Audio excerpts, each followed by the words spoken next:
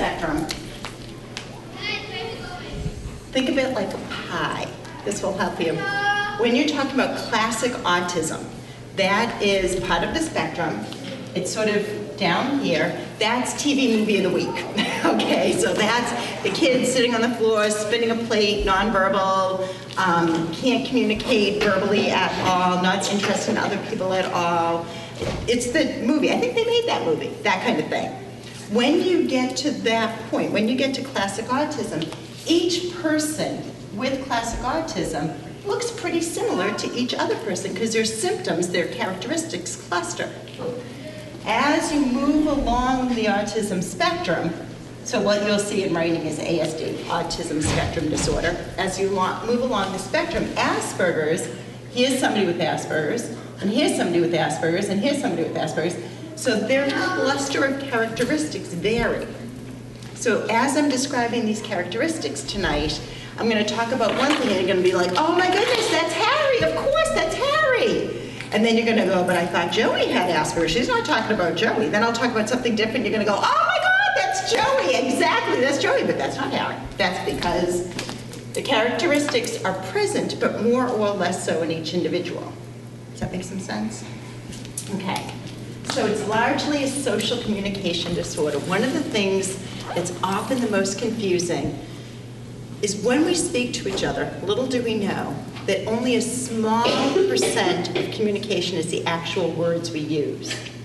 A lot of communication is your body language, your facial expression, the intonation, when you accentuate a word and when you don't, the context you're in. If I said one thing in this setting, and I used the same actual words, but it was a different setting, I could have a whole different meaning. The rules change in communication depending on the context, depending on the setting. And somehow, without being taught all of that stuff, like you're taught how to speak, but you're not taught that this face means this thing, that this body language means something different than this body language, that eyebrows up means something different than eyebrows down. Like you're not actually taught that if you're part of a majority.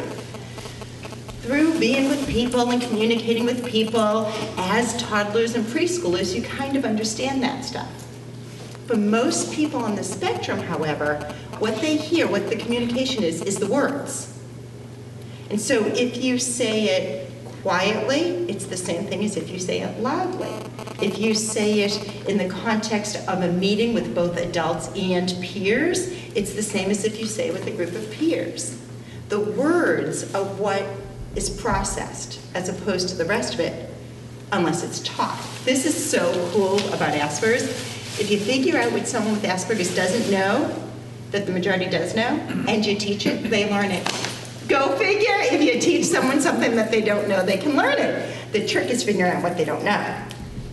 So a lot of times communication goes in a very intellectual way. There are these misunderstandings, and it's a very exact way. It's not like getting the gist. Not so much with the gist if you have Asperger's. You're not really a gist kind of guy. You're more of an exact kind of guy. So this is the kid who will drive you crazy because you say the meeting is going to start at 7 and we're going to do this introduction, whatever, and then at 7:15 we're going to break into small groups. And at 7:15 they're like, excuse me, at 7:15 it's time to move along. And you're like, I'm finishing up what I'm doing. And it feels disrespectful. It feels disruptive. It is actually disruptive to the flow of the group. It feels sometimes obnoxious is another word that pops to mind, because this is a basically bright person. And they're like, tick, tick, it's 7:15. Just like they don't get the message behind intonation in your voice, when your voice, so you'll say, thank you. Now that is not a happy thank you. And they're going, you're welcome. Now you're really like, and you get the head roll, because it feels like they're challenging. And really what they heard was, oh, thanks for letting me know that I've now run over, because I said 7:15, it's now 7:15, I've told you it's 7:15, you're thanking me, and I'm being polite, and I'm saying you're welcome. All of your sort of discomfort and like, what am I supposed to do with this kid in your head, they don't even know what's going on. So afterwards, you go, and so how do you think the meeting was? And they go, lovely. And you're like, are you kidding me? Like, were you in the same place I was? But it's because they heard the words. Ish, 7:15-ish. Other people sitting in a meeting who are basically bright kids above a certain age, like so by middle elementary and up, when you say 7:15, they get you mean 7:15-ish. They're not going to raise their hand at the little second hand. This kid doesn't get you mean 7:15-ish unless you say 7:15-ish. And they're not being wise, guys. They're being helpful. Things aren't the way they're supposed to be. And they're going to make them the way they're supposed to be. These tend to be a group of people that because they're so exact, they tend to be real rule followers. So if you have a rule, oh, that's the rule. And they don't get that there can be exceptions, there can be twists, there can be, because the context has changed, the rule is going to change. They tend to be very exact because they heard the words that you said. And the words were, this is the rule, this is the time, this is what we're going to do. Because of that, they don't get that. You know how kids at a certain age hate tattletales?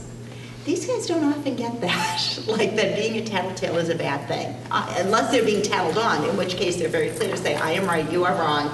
It's like they're not upset about the tattling, they're upset about the incorrectness of the other person, but they tend to be little rule police. Not really socially popular. It can be very ostracizing for the kids, but they heard the words, they got the definition, they didn't get the intent. So if kids are quietly sort of whispering during one time that you're all meeting together, it's okay. A different time it really wouldn't be okay. It's the social context that changed it, and you feel like you don't even have to explain that because it's so socially obvious. Well, if you have a social communication difference, it's not socially obvious unless it's explained. So it's because they're really looking at the words you're saying. One other sort of overarching thing that I think sometimes, if you're not on the spectrum yourself, can help you feel a little bit less crazy as you're trying to work with kids and you're just not getting what's going on, is the 1/3 rule. Basically, now this is not an exact science. Can you tell I hang out with people with Asperger's? This is not exact. This is ish, okay? Basically, when you're looking at somebody with Asperger's, you're looking at somebody whose physical development is on the same timeline as the majority. You're looking at somebody whose cognitive, the intellect, that development is on the same timeline as the majority. But you're looking at somebody whose social and emotional development can be anywhere from 1/3 to 2/3 delayed. Okay, what does that mean? We're going to pick the number 12 because I'm not good at math and it works well. So if you have a 12-year-old, intellectually, they're probably 12. Physically, they look 12. They're starting to do all the changing that 12-year-olds are starting to do with everything that comes with it. Socially, the social communication, the social reciprocity that starts to happen around age 12, that emotional, the ability to manage your emotions and to titrate so you're not too happy or too sad. You're kind of living in this middle place. By around 12, it's really starting to get going. Look about 1/3 to 2/3 less. So 1/3 of 12, I mean, we're talking about 8. Now that's more like a second grader. That's huge. Now, when you're 40, not as big a deal, right? Because 1/3 to 2/3, you're still rough.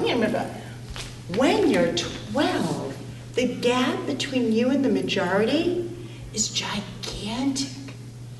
Think about the difference in jokes.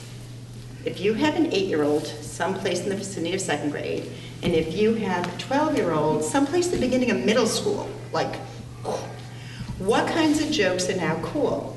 So we're still doing poopy. Like it's like when they said the word poopy, you know, like, or butt, you know, and they're doing maybe knock knocks. I mean, that like, By 12 years old, I'm not repeating some of the jokes they're now telling each other because I'd be a little bit embarrassed.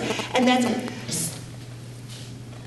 that's huge, and our kids get in huge social trouble for that because it's so, like, wrong, you know, for the majority. It's just off. It's like, and yet it's even, now I'm not always politically correct, so I'm just gonna, they do not have an intellectual delay per se. You can, but if you have Asperger's, the definition is average to above intellect.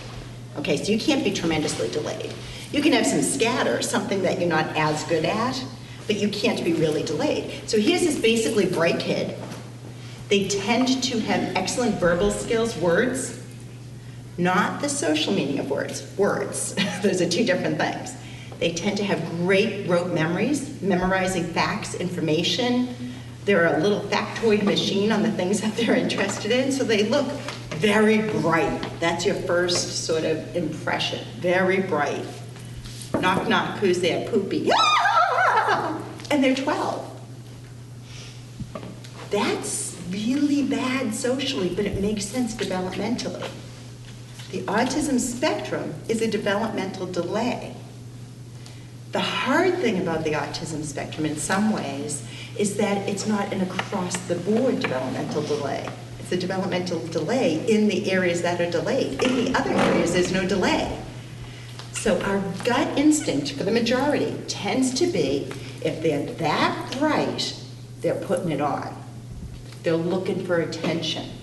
They're being overly silly. I mean, we label it all of these other things other than a delay because they physically look like everybody else in that age group. Intellectually, they're like everybody else in that age group. And in general, when you're smart in a schoolish way, there's no way you don't know that you're being disruptive right now. Kids who don't know they're being disruptive right now are delayed intellectually as well. Then you cut them a break. This population isn't like that. It's not pervasive. If you have other kinds of difference, then the delay is more pervasive. I mean, the bad news is the delay is more pervasive. So what's sort of the long-term prognosis? The good news is people buy it. They don't think they're faking. A lot of kids with Asperger's live in a world where people think they're faking most of the time. People don't believe they really can't do this because they're so good at that. And it just doesn't go together. Does that make sense? Mm-hmm. So it's very counterintuitive. I'm going to talk about some of the really fundamental differences in the way the brain works and stuff. As I talk about it, though, I want you guys to feel free to ask questions or to say, oh, could this look like that? Or like, because I want this to be meaningful for you and for what you're doing. Okay, so the main fundamental ways that thinking can be different for somebody on the spectrum from somebody not on the spectrum. Not necessarily worse, but different. I call it a triangle of difference because there are three main ways that are different, and one's not more important than the other. One doesn't lead to the other. They all coexist in the brain in a very mushy, interwoven kind of way. But I can't teach three things at one time, so I got to put them in some kind of order. The first one is called theory of mind. And if, as I tell you all about the world of Asperger syndrome and autism spectrum disorder and all that, and this is just so interesting that you want to do more reading and you want to learn all about it, little hint. In books, that's a capital T, little O, capital M, theory of mind. And when I started reading a lot about it, I'm like, who's Tom? It drove me crazy. So I just like to tell people, it's not Tom. Like, nobody clues you in on that little trick. Theory of mind. Okay, the reason I start with this is it's the most counterintuitive for people who aren't on the spectrum. Like, this makes no sense kind of thing. Basically, theory of mind is the ability to take perspective, to see through someone else's eyes, to walk a mile in someone else's shoes, all those idioms that we use, which, by the way, mess up our kids on the spectrum. Because if you only know words, see with someone else's eyes is pretty gross. Like, what does that mean exactly? So a lot of times you explain the meaning of an idiom that's not just picked up because you only get the words. Okay, theory of mind. Every human being, diagnosis, no diagnosis, whatever, is not born with the ability to take someone else's perspective. That's a developmental task for all humans. The majority of the population just through daily life and being in social contact with others, develops the skill to take someone else's perspective without direct instruction. For people on the spectrum, not so much. Every individual is different. So for one individual on the spectrum, this is a huge, whopping big deal. For someone else, it's sort of like, yeah, it gets in the way a little, but it's not the biggie, but it's something for everyone. What does this look like? Okay. Forget Asperger's. Pretend you're at home, and you're cooking, and you're in the kitchen, cooking. And way on the other side of the house, a whole different room, very far apart, there's a great big window that looks out onto the street, and you have a 2-year-old, any 2-year-old. By definition, the 2-year-old does not have theory of mind, because they haven't gotten old enough to develop it yet. 2-year-old's looking out the window. A fire truck goes whizzing down the road and the sirens are going and oh my goodness, it's so exciting. And there's like a 3-year-old who lives next door who starts to go in the street and then the fire truck puts on the brakes and oh my God, there's like so much happening. And the 2-year-old sees all this and runs into the kitchen and yells, "The truck, the truck!" Now pretend you don't have Asperger's and pretend you have a minute. Because sometimes you go, "That's nice, dear," because you're busy. But that's not it, no. So you turn around and you say, "What truck?" "The red truck." "A fire truck?" "It was loud. The siren was on." Okay, so basically what happened there is the kid saw something. Because they can't take someone else's perspective, what they have in their brain is reality. They assume you know what they know. They don't get there are 2 brains in the room. So they say the truck, and they assume you know what the heck they're talking about. Because you're not on the spectrum yourself, and they're too, so you don't expect them to understand perspective, even though you don't know that's what's going on. This is actually what's going on. You scaffold the conversation and ask questions that pulls information out of their brain and puts it into your brain so that you can have joint communication. What truck? A fire truck? Oh, it was a siren? You know, so now you have joint communication. Think about a 2-year-old. Is this one trial learning? 2-year-olds do this a bazillion, million, quadrillion times between like 2 years and 4 years old. This is the stuff that your kid says something and you call up your parents and say, "You can't believe what he said to me, it was so darn cute." Because like they're still 2 and it's still cute. Pretend you now have a 7-year-old who comes in the room, because pretend they haven't given up on you, and they say, "The truck." If you're honest, what you probably said is, "What?" with an attitude. And they say, "Aren't you listening?" And you say, "You didn't say anything." And they say, "I hate talking to you. You never talk with me." And you're having this whole argument because they don't know that what they know, you don't know. I call theory of mind one big brain problem. There's one brain, it's theirs. What's in their brain is. They don't necessarily get that what's in their brain is not in your brain. Now, for all humans, this is a developmental task. It's not like one day the flip switches and now you have it. Hopefully, for all of us, it's still continuing to develop. We're getting better and better and better at understanding other people's point of view. It grows over time. So let's fast forward to kindergarten-ish like, okay? So in kindergarten, we got the same fire truck story. And the kid who's not on the spectrum goes into the teacher for morning sharing time or whatever. Says, "Oh, Mrs. Smith, you wouldn't believe what happened. I was at home looking out the window and this fire truck came racing down the street and the sirens were on and then Susie started to go in the street." And Mrs. Smith says, wait, who's Susie? "Oh, right. Susie's the 3-year-old next door who's always in trouble." "Oh, okay, go ahead." Well, Susie starts to go in the street because they know that Mrs. Smith doesn't know the story. They got to tell the story. But in their world, like, everyone knows Susie. Like, everyone. And so they forget for a minute that Mrs. Smith wouldn't know Susie. But the important part of the story is when Mrs. Smith says, "Wait, who's Susie?" They go, "Right. Susie's in my brain, not in your brain. So I have to give you the information about Susie so we can have a joint communication." If you don't have an awareness that there are 2 brains, and someone says, wait, who's Susie? You're irritated. Like, what are you, stupid? You know Susie. Like, and can't you see that's the answer you get, right? You ask the kid on the spectrum the question sometimes, and they're like, they don't even know what to say because they think you know. They're like, what? Well, Susie. So they just repeat. And you're like, no, but like, who is Susie? They can't believe that you're slowing down their story because they don't get that you don't know. So then their mind gets more complicated. Somewhere, third grade-ish, middle of elementary school, somewhere in that point part. Not only are there two brains in the room, but each brain can have a different thought about reality. So, you got the first snow, right? And you got two kids sitting in a third grade class. And one kid looks out the window and sees this first snowflake, and they're going, woohoo, snow, oh my God, it's snow. And this kid's going, oh my God, it's snow, I can't believe it's snow. Because this kid skis, and this kid's chore at home is shoveling. So they're both right. Have you met someone on the spectrum? Oh, not so much with two people being right.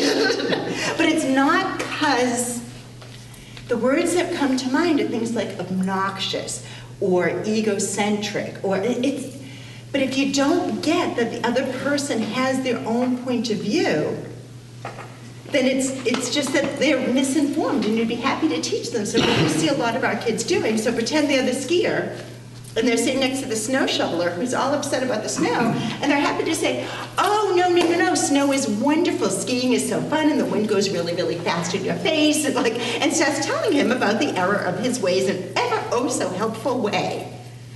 And it really doesn't come off like that. It comes off as know-it-all, it comes off as pushy, it comes off, all those kinds of words. But they're very often, the kid on the spectrum, when you boil it all down to the beginning of that interaction, was being helpful. They didn't get that there's a different way to look at it. So often, what does that mean in real life? So what that means in real life is it's really hard for someone on the spectrum to understand someone else's intent. If someone says, hey, if you go buy me lunch, I'll be your friend. Is their intent to be manipulative and take advantage of the kid on the spectrum? Or is their intent like, hey, if you go get lunch, then, we'll sit down and we'll have lunch together and we can be friends? I mean, because sometimes it's just what's in this kid's brain. He doesn't think about the other person having their own idea, their own agenda, because that would be a separate brain. So if the kid on the spectrum is in a happy, sunny, yay kind of mood, sure, I'll go get you lunch, no problem. And then you're like, wait a minute, he is essentially stealing from you. What are you doing? He's like, oh, don't be silly, he's my friend. He said he was gonna be, did you say you were gonna be my friend? Yeah, he said I'd be your friend. See, he's gonna be my friend. And you're like, oh my God, what's gonna happen to this child? How can he live out there in the world? He'll be killed out there, like this is horrible. Same kid, having a bad day, the nice as pie kid comes over and says, ooh, can I have a French fry? What, are you trying to steal from me? Hey, Mr. Smith, so-and-so is taking my food. I thought there was no sharing of food. Because he's having a grumpy, negative, bad day, this kid must have malicious intent. How he's feeling is. There isn't a different brain. There isn't a different affect. And if you only listen to words, you don't look at context, you don't look at history, you don't look at facial expression. It makes all of that even stronger. So what happens a lot is kids on the spectrum can be very bullied. They can also be the bullier. That's not wicked popular to say, but it's true, because it comes off that way. The difference is intent. They're not intending to bully, but that's what the behavior looks like. Know you're wrong, snow is good, can look pretty aggressive. No, that kid's stealing from me, they're bad. You're like, that is the kid who's always your buddy, because he's the only one who could be your buddy all the time. What are you doing? You screwed up the whole plan here. This is the kid who's like nice to you and likes you. What are you doing? So theory of mind gets in the way of a lot of that stuff, and it's a big deal because they're not reading other people's point of view. Our kids often have difficulty with proximity. So socially in New England, people get about an arm's distance from each other. Otherwise, you kind of feel crowded. If you remember the show Seinfeld, it's such a big deal, they made a whole show about the close talker. Because it's such a common social rule. You can't, a lot of our kids don't judge space very well. And it's a social rule, it's not a taught rule. When your kid was 3 years old, you'd say, now, when you go play with them, you have to stand about this far. Instead, you just imply it when they're playing together and they're climbing on top of you and they're 3. You say, oh, give me a little space. That implies a whole set of rules that you never taught. This kid needs to be taught what he doesn't know, and he was never taught what he didn't know, so he tends to be close. Or they tend to be really far. So they'll be standing here kind of doing this, and I'm actually talking to her, and now I'm really mad you didn't answer me. Like, so what do you think about the weather? Why aren't you answering me? And you're like, who are you talking to? You're talking to me? Like, our kids do that all the time. The social convention is that you catch someone else's attention by looking at them, maybe saying their name, moving closer but not look on their lap. Like, it's a very complicated, it's not, hey you, I'm going to talk to you now. It's more socially graceful than that. Our kids tend to do this very poorly because if you don't get, I know I'm talking to you, so why aren't you responding? There's only one brain. There isn't room in the conversation for you not knowing that I'm talking to you. Like, that doesn't compute unless it's taught. Once it's taught, there's a lot of checking. Do you know I'm talking to you? And you're like, oh my God, that's so weird. But that's the first step. When you learn a new skill, this is a human thing, not an Asperger thing. As a human, when you learn a new skill, it's awkward at first. And then it gets more natural. So when you first learn a foreign language, the words, the accent isn't great, you mess up some of the words, you speak more slowly, more stilted, you tend to be more robotic in how you speak, you don't have as much intonation because you're concentrating kind of thing. And then over time, with practice, it becomes more flexible. Our kids are learning the conversation, the language of social conversation in a delayed way. It's a developmental delay. So they're often learning it and it comes out sort of robotic and rote and a little too precise, and could you just use a contraction so you don't sound so different from everyone else kind of thing? But that's the practice phase where they're at least learning. Okay, so the theory of mind then can mess up intentionality. It doesn't cause for smooth interactions. The other thing that really gets in our kids' way is called central coherence. Basically, that's the ability to see the big picture. People on the spectrum tend to be very detail-oriented. Each detail is a new thing. They don't categorize, they don't clump. So each thing is a brand new experience. What that means is really good, because there are some things that are very detail-oriented. If you're gonna be an editor of books, your whole job is looking for commas and capitals and your whole job is about that. I kind of believe all air traffic controllers in the world should have Asperger's, because if I'm on a plane, I want them to notice the one little beep that's in a different place. Like, I want someone detail-oriented looking for that. That's good news. The bad news is you don't get the point.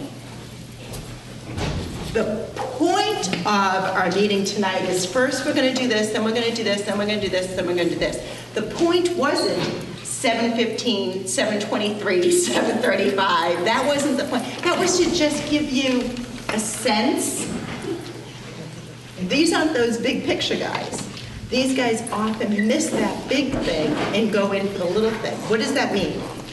That means if you change a detail, it's a whole new experience. So I'm going to tell you a true story. This was like one of the greatest gifts I ever had. I used to do a social group for kids with Asperger's. And at the same time, not exactly the same time, but like in the same week, I would also run an educational group for parents of kids with Asperger's about so what's up with my kid? So they got it better, which was helpful. So I'm getting to this point where we're talking about detail and big picture and making categories and being really rigid. Rigid and inflexible are words that people use about people on the spectrum all the time. Rigid and inflexible. Once they do something, they need to do it the same all the time. It's because everything is a unique experience. So I'm teaching, blah, blah, blah. And all of a sudden, one of the fathers in the group yells out, "That's why we can never do date night." And we're like, okay, a little social context. How about some theory of mind? Because clearly, you know, he was among us, kind of thing. So to make a very long story, because getting to the point, not so good, but make a very long story short, he and his wife had 2 kids. One had Asperger's. And you don't just call up the 12-year-old down the street as a babysitter if you got a kid with Asperger's. It's more complicated than that. So they made a decision. Once a month, they were going out for date night. And it was a big rigmarole to find someone to watch the kids, and they had a plan, and blah, blah, blah, blah, blah. And the problem was, he would only go to Uno's. And the wife was losing her mind. She was like, once a month, you guys go out, why are we going back to Uno's? And he's like, the definition of date night is a relaxing evening together without the kids. And if we go someplace else, I won't be relaxed. When we go to Uno's, I know what to expect, so I can be relaxed. Because everything is a detail. So Uno's is the place he knew what to expect. So this is the intervention we use. So this is really high-tech stuff I got going on here, but it's a Venn diagram where on purpose I make the middle fat and the edges skinny. And I call this same but different. We're going to teach you that it's the same but different. We're going to categorize. We're going to make it so it's not a unique experience. So we stopped the class because this was really important. Like this poor man and the wife was like, oh, she was a little, Uno, she was losing her mind. So, and we called the category family dining. And that was going to be the category. And this was Uno's, and this was Chili's. And we came up with all the things that are common between the 2 of them. So they're both, you're going to be seated by a host or a hostess.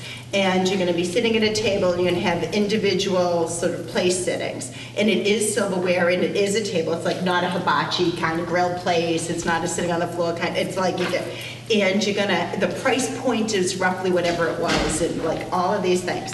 And then all the things that were unique. So at Uno's, he always got, I forget what he always got, but he, oh, trust me, he always got what he always got. So whatever it was, so it's the Uno burger. And at Chili's, it was going to be the chili burger. And at Uno's, it was like a 15-minute drive, and for Chili's, it was a 22-minute drive. And so there were many, many more things that were similar than were different. But this gave him a sense of expectation. He knew what to expect so that he could be relaxed. He didn't have to be as rigid because he could envision what Chili's would be like. Think about this. When you go on a vacation, pretend you're going to go to the Cape. And you can picture it. Like, I'm going to go to the Cape, and I'll probably go to the beach, and maybe I'll mini golf, and I'll eat way too much soft serve ice cream, and I'll have fried clams, and like I can picture it. And you go to the Cape, and then you come home, and you're like that, and it's a vacation, and it's great. Or you can go on an African safari. And you're going to say to yourself, what do I pack? What will I wear? What's the weather going to be? What will I eat? What will the food be? What will the language be? Will I know what's going on? Will I be eating? What's going to happen? Like, oh my God. And like, you're like this. And your eyes are very big for most of your vacation. And probably on that vacation, you go to bed early with maybe a little bit of a headache because like it's exciting and wonderful and positive, but everything is new and like your shoulders are up and your eyes are big and like it feels like this. And it's really, really cool. And you got to see zebras and you got to see lions and you got to do all of that stuff. And then you come home from the vacation and you're like, oh my God, I need a vacation. Because you don't know what to expect. It's a novel experience. Novel experiences increase your anxiety. Even it was a positive novel experience. You were dragged off there unwilling, you wanted to go. You're gonna look back on it as a great experience. But like that, because it's novel, it's new. As a human, new and novel and unpredictable is kind of scary. Chili's is an African safari. Because one detailed difference is enough to make it an African safari if you don't get same but different.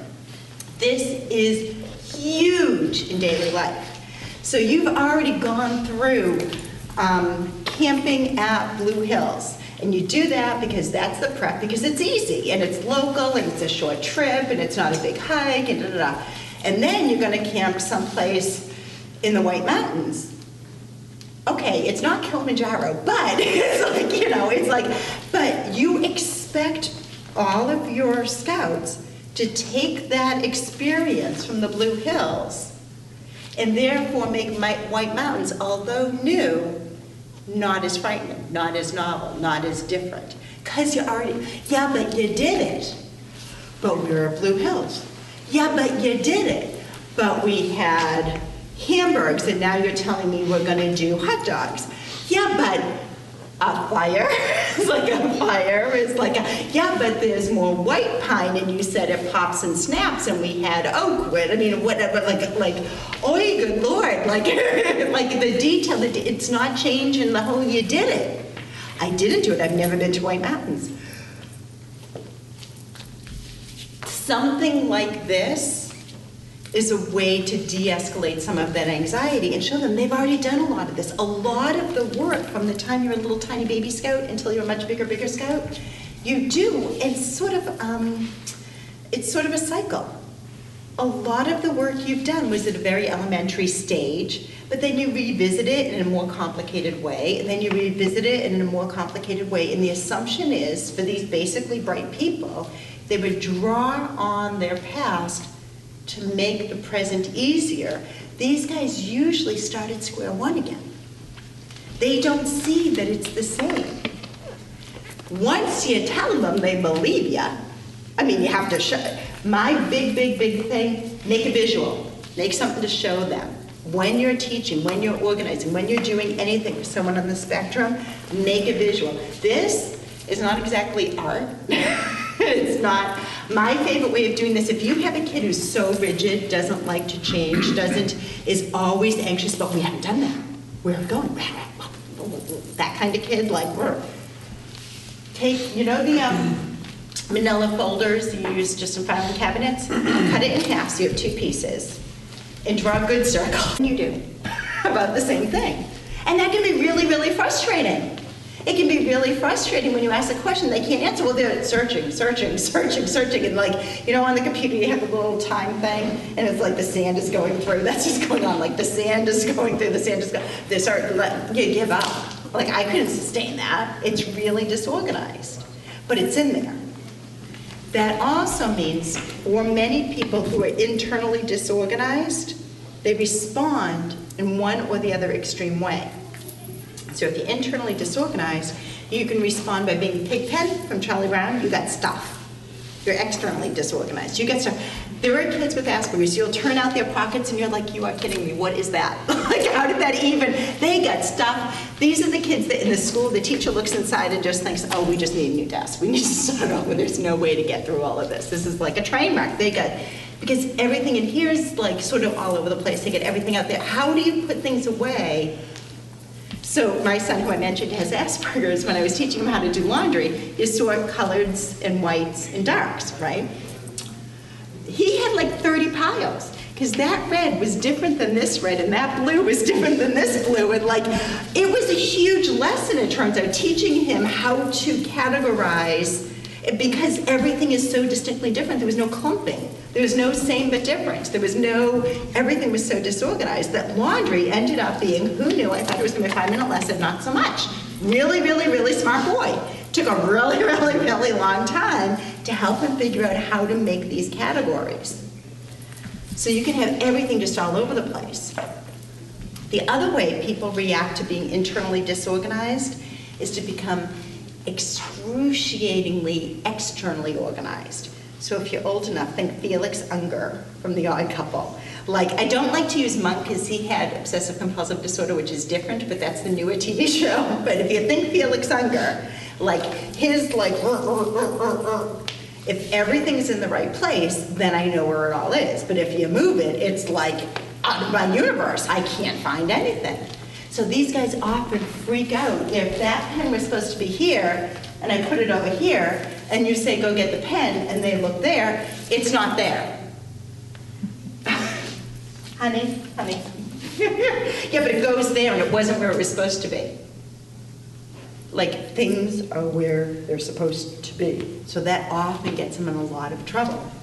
So either over externally organizing or just not even bothering at all, both ways can get you in trouble. My advice is to have some routine, to have some level of organization. So I do this a lot for classrooms and teachers. When you come in, have them stick their stuff in the same place every time. Coats always go wherever. Backpacks always go wherever. If you have, I don't know, I always did Girl Scouts, I didn't do Boy Scouts, but if there are dues, always have a basket, and just always, like, if there's a note, if there's a permission slip, just always have, so that they can get some level of organization to compensate. These are the kids, when you think about homework, they do their homework and they never pass it in. And like, as a parent, you just can't stop crying over that one, because you know the blood, sweat, and tears it took to get the homework done, and it was in the bottom of the backpack. Are you kidding me? Really? But it was like, So having a routine, having a way of doing things, having a way of getting information, putting things visually, having a list is really helpful. These guys do very well with chores, but have something where they check off what they're supposed to be doing. Even relatively older kids, you would think got it by now. If the chore is, clean up the area, make sure that in the beginning you've spelled out. That includes putting the chairs away, emptying the trash barrel, and closing the windows. Like whatever, like have it explicit. The other kids get it because they've seen it, and someone else was cleaning up and they didn't close the windows, and you said, hey Joey, make sure you clean the windows. And now Sam knows that when it's Sam's turn, they pay attention to other humans. Not so very much with these guys. The other humans, not the most interesting show in town usually. They're much more interested in stuff. If you got stuff out to look at, the stuff is gonna win over the people every time. So you have to make sure that they're aware of what the expectations are in a detailed kind of way so that they can be held accountable. They don't just, it's not an intuit kind of thing. Being taught is how you learn. When your intellect is your area of strength, direct teaching is how you learn. Okay, last area. I can find my pen. The last area for executive functioning, I said it's got two pieces. These guys tend to not problem solve very well. When you've got a problem, there's a way that humans attack it. This is like a human thing, not an Asperger thing. So again, I'm a big fan of making a visual. If this is a kid who has meltdowns, it really just sort of freaks out when they get so frustrated, they can't regulate it, and they get really, really frustrated. It's often because they don't problem solve well. Something was a problem and they couldn't figure out the solution. And what ends up happening, so say you have a problem. So first you identify the problem. We're gonna use a school example. Say you have a locker at school and it has a combination on it. And you do the combination and you go, it doesn't open. You've identified the problem. My locker won't open. Then you come up with a hypothesis about what the problem is. Okay, my locker didn't open. I probably dialed it wrong. Probably spun the dial the wrong way. So my hypothesis is I screwed up when I was spinning the dial. So then you execute and assess your problem-solving solution. You execute it, you go ahead and redo the dial, and do the thing. Assess if it worked. If it worked, and the locker opened, that's a stop sign, and I'm not an artist. Okay, you're all done, because you've solved your problem effectively. You had a problem, your locker wouldn't open, the hypothesis is you dialed it incorrectly, so you dialed it again, you checked it out, it opened, have a nice day, you're good. If you redial and still won't open, and you're not on the spectrum, so don't have Asperger's. What you do is you come up with a new hypothesis. I must have forgotten the stupid number again. I should look in my agenda where they told me to write it down and make sure that I've got the right number in my head. I should go talk to the teacher and make sure I have the right number. I should, like, you come up with a new hypothesis. So you check to make sure that you've got the right number. And again, then you're going to dial in the new number, and you're either going to stop, or if that's still not the answer, now you have a new hypothesis. My locker must be broken. I should go down to the office and get the custodian to come down and pop the lock. Or you know, you could have another hypothesis. My locker must be broken. I should kick it really hard. I mean, not all of our solutions are great solutions, but you know, sometimes a good kick, you know, your locker. Like if you've been in school, like sometimes. And again, you're gonna, like, so you get the idea that it goes on and on and on until you hit one of these yeses. That's how humans solve problems. Sometimes it's without even knowing we're doing it because the problem is so easy. Sometimes you're really thinking and you try something and it didn't work, so you change it and then you try something else. More like a work thing would be like that. If you're on the spectrum, what you tend to do is, can't open my locker, it's a problem. I think I dialed it wrong. Pretend that's the one you pick. I'm going to redial it. Didn't work. Must have dialed it wrong. Redial it. Didn't work. Must have dialed it wrong. Redial it. It didn't work. This, 100% of the time for humans, leads to a meltdown. Like, we are, have you ever, this is called banging your head against a brick wall. Like, we have all done it. There are days, like I don't happen to have Asperger's, but I have a daughter, and when she was little, she fell down and she cut her chin open. There's a lot of blood when your child cuts their chin open. Someone should warn parents about that. It's not like a cut on the arm. It looks like she's bleeding out. So I'm like totally insane because I've like lost my mind because the pool, the puddle, the swimming pool of blood is like unbelievable, and she's tiny and there's a lot of blood. So you pick up the phone, because you have to call the doctor to figure out what hospital you can go to that your insurance will cover, even when there's a pool of blood. And you dial the number, and you get beep, beep, beep, beep. I'm like, oh, and you dial the number, and you get beep, beep, beep, and you're like, oh my God, I can't believe it. And beep, beep, beep, and you heave the phone across the room, right? And I don't have Asperger's. That was that. Or, she's like, no, Mommy, my throat hurts. And you're like, oh my God, really? And she's like, ugh. So you dial the number, and you get beep, beep, beep, and you're like, oh my God, I'm so sleep deprived. I probably dialed it wrong. I'll try it again. Beep, beep, beep. Oh my God, now my brain's not working. I don't even remember it. And you go and you check your phone book, or you have it on speed dial, or you call the operator, or you yell at your husband, why aren't you doing this? Or what? But you do something different, and no telephone breaks. All the time. Like that story that we can all go, yup, got it. All the time. Wonder if it always feels like beep, beep, beep, pool of blood. What does that do? Now the problem / good news is that people with Asperger's are bright. So frequently they have a problem and they get the right solution. So they, often we're good. When it doesn't work out well, and this happens, because these are bright people, who are physically age appropriate, and they have all these other skills, we're like, what is wrong with this kid? Like, they have to learn to break that cycle. And it's really, really hard, because if they get to here, there's a certain point where all you can do is clear the decks. Because when you're having a meltdown, if I was like, beep, beep, beep, pool of blood, and my husband said, honey, you're probably not dialing the phone right, I probably would have thrown the phone at him. Like, to be real, like, you can't be logical right then. My brain was turned off. All I knew is that she was bleeding out. But that's like all I knew. Like, there was nothing smart about me anymore. I like to pretend I'm a smart person. In that moment, there was no brain.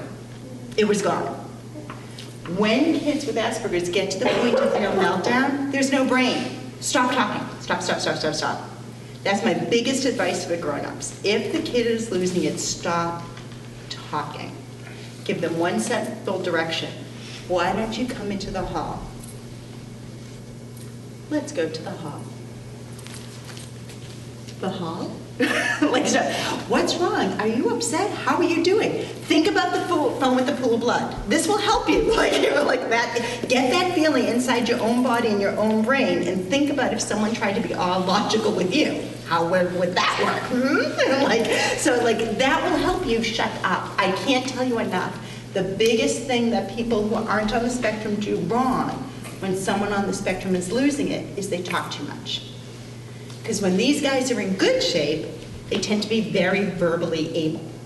Words are their friends. They tend to have great vocabularies. They tend to have a lot of fund of knowledge. They tend to, so you would think you can talk to them. No, their brain has turned off. Don't access the brain.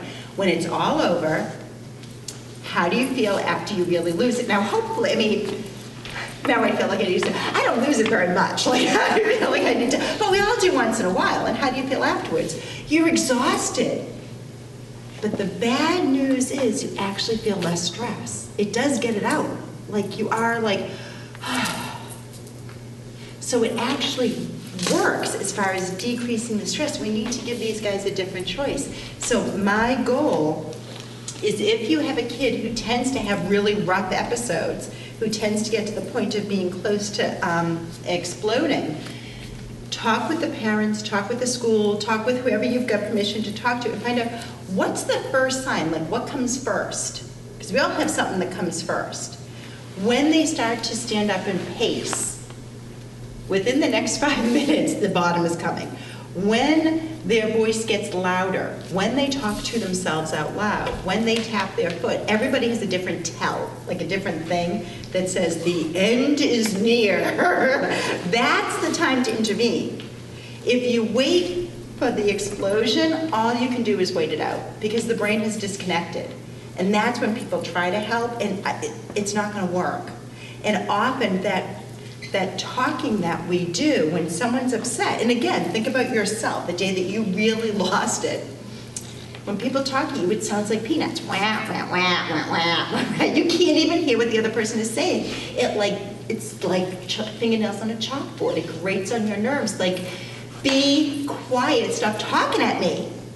That's what we're doing. So you want to get in there earlier. So if you know that this kid becomes more fidgety, or maybe gets more quiet, like really starts to close down and folds into themselves, the time to intervene is that earlier time, and to say, hey, you look upset. Don't try to solve the problem yet. You look upset. Let's take a walk to get a drink. Can you clean up over here? Let's sweep for a little bit. Let's find a way to distract, to get the emotional state back to equilibrium. If you start to try to solve the problem while they're still upset, you stand a really good chance of just being the dynamite that pushes them over the edge.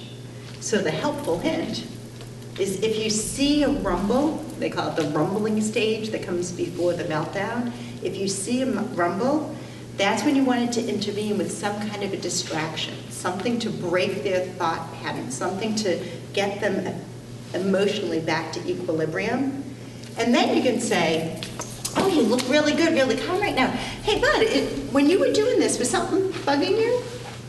Was there a problem? Was there something going on? And they may say, oh, I can't even talk about it. And you're like, okay.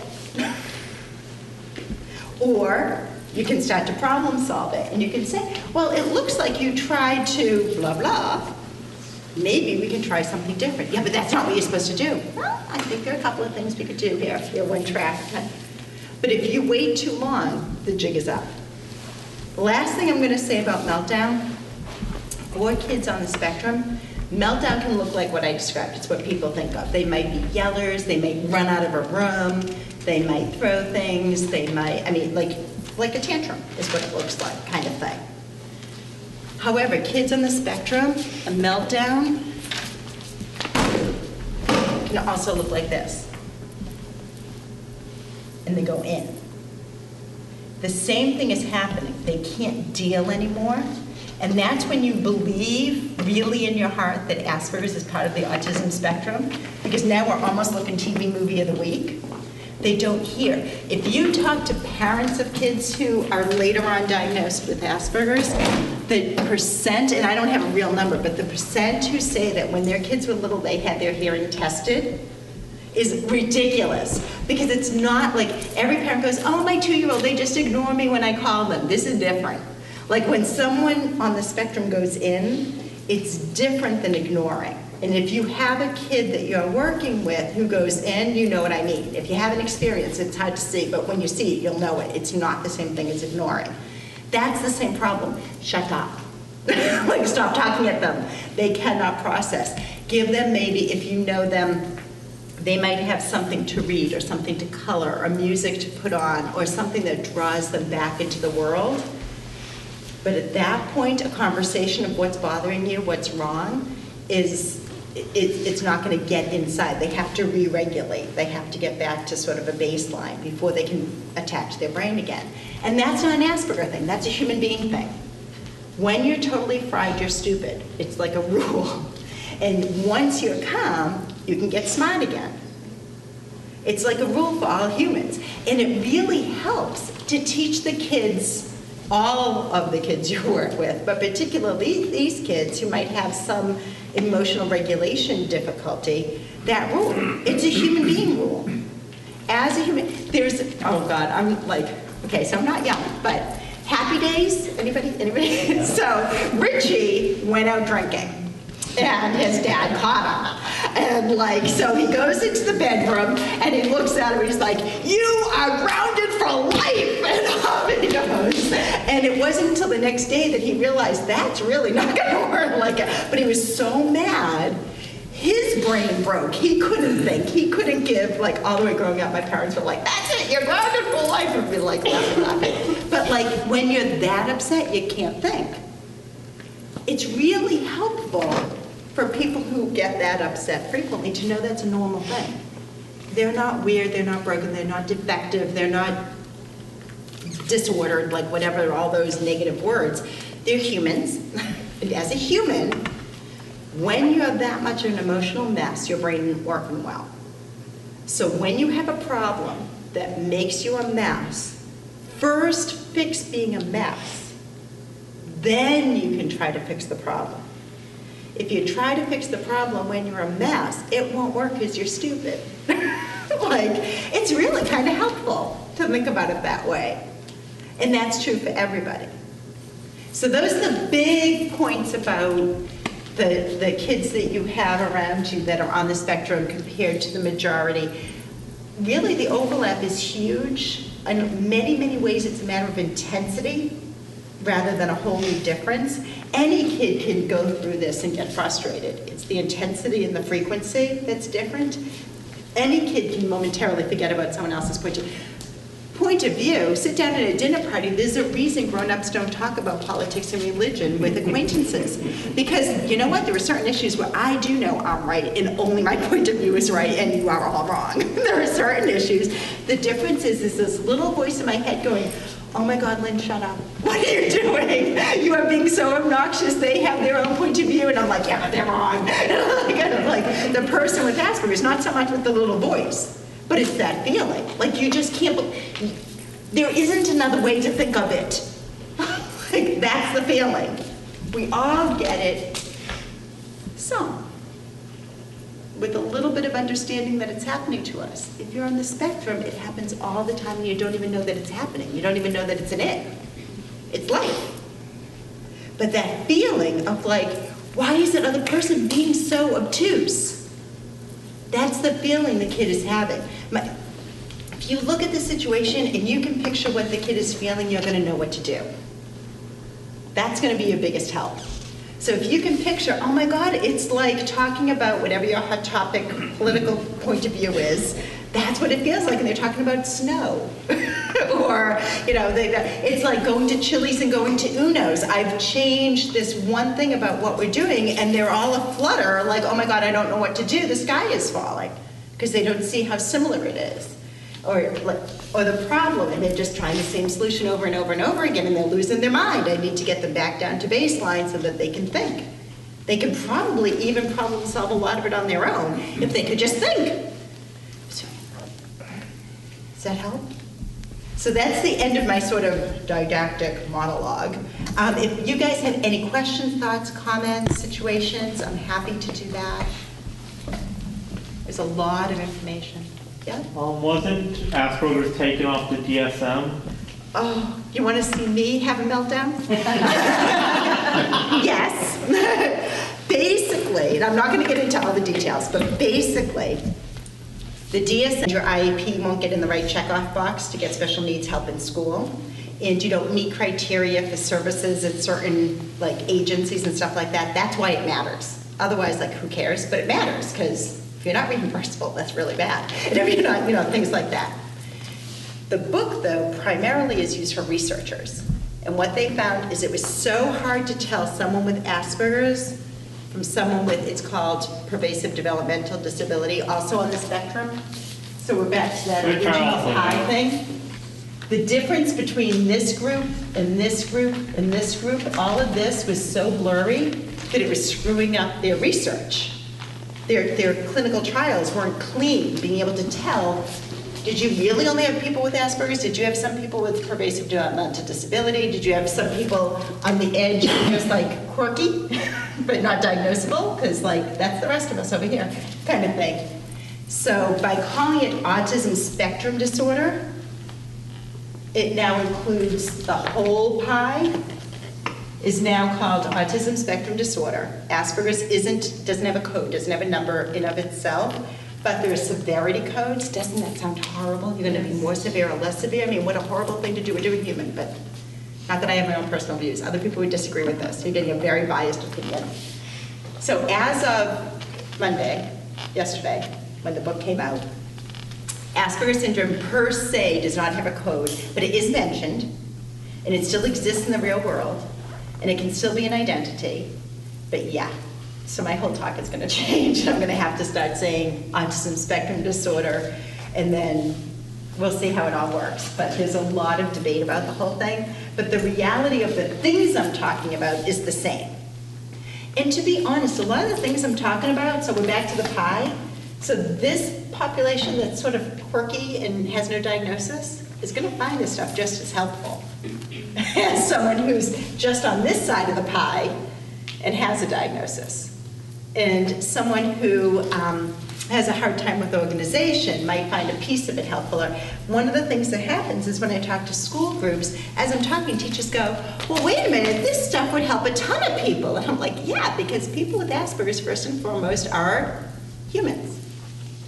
And so the things that help humans help many humans, not just some of the humans. They are not their diagnosis. So whether or not the actual diagnosis is in the book, the characteristics that make this clump of people, though a minority, are important for us to understand so that we get what's going on. The whole labeling, they're obnoxious, they're self-centered, they're inflexible, a lot of negative words come up when you assume people have a skill they just don't have.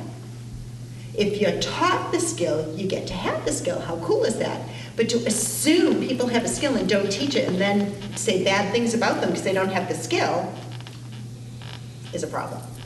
So whether or not the word is in the book, yeah, it's a sore spot for me. There's been a lot of work going on about what it's going to mean.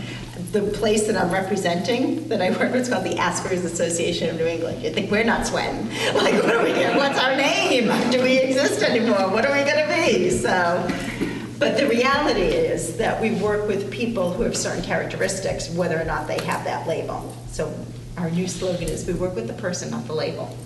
I like it. It's a good slogan. That's our, just came up with that. It's on all the stationery now. So, any other questions? Thoughts? I hope this wasn't too overwhelming, and thank you guys for listening for so long. It was really good audience. Thank you. Thank you.